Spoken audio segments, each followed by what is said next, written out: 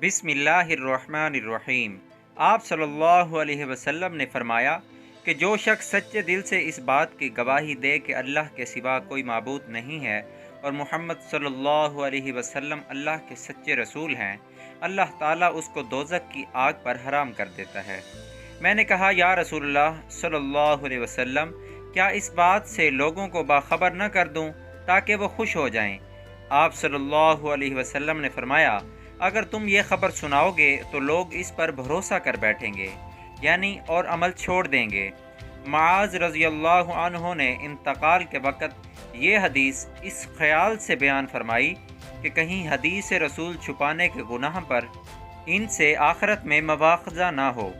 दोस्तों, इस हदीस को सदक़े जारिया समझकर आगे शेयर करें। दोस्तों, मेरी हौसला अफजाई के लिए चैनल को लाजमी सब्सक्राइब करें। आपकी सपोर्ट का, आपकी मोहब्बत का बेहद शुक्रिया।